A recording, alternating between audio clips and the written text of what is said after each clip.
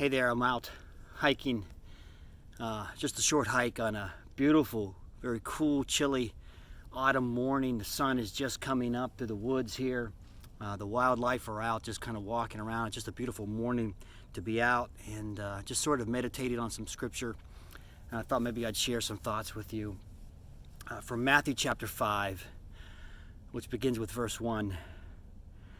And seeing the multitudes, he went up on a mountain. And when he was seated, his disciples came to him, and he opened his mouth, and he taught them, saying, Blessed are the poor in spirit, for theirs is the kingdom of heaven.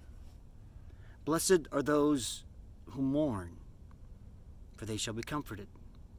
Blessed are the meek, for they shall inherit the earth. Blessed are those who hunger and thirst after righteousness, for they shall be filled.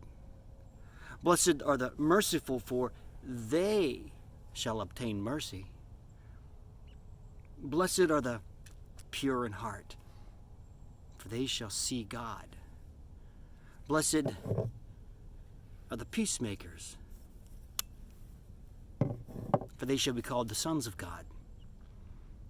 Blessed are those who are persecuted for righteousness' sake, for theirs is the kingdom of heaven. Blessed are you when men revile you and persecute you and say all manner of evil against you falsely for my sake. Rejoice and be exceedingly glad, for great is your reward in heaven. For so persecuted they the prophets who were before you. You know, in these opening passages of the Sermon on the Mount, what we call the Beatitudes, Jesus took everything we know about this life in this world, and turned it upside down. I mean, just turned everything on its ear. I mean, how can it be a blessing to be meek? And what blessing is there in being poor in spirit? And how in the world can it be a blessing to mourn? How can you say that you're happy to be mourning? Nothing there seems to make sense. And yet, Jesus, I believe, tells us in these few short verses what God values, what God highly prizes. That all of these attributes in God's sight are enviable. There's a blessing that comes from them. It's kind of hard to get our minds wrapped around, but I think one of the reasons, this is just one of the reasons that I was thinking about this morning, is that the reason why they're such a blessing is because God is all of those things. God is a God who mourns when we go astray. God is a God who's meek. He doesn't retaliate. God is a God who suffers for righteousness' sake.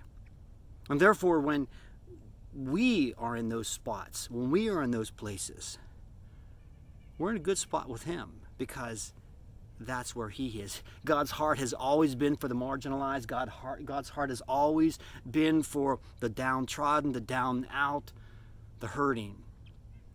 And so when we find ourselves in those kinds of places, we find ourselves in a place where God can be found. And that is a blessing. Blessed are the meek, for they shall inherit the earth. Well, anyways, I thought I'd just share those thoughts as I'm out hiking, and I'll catch you later.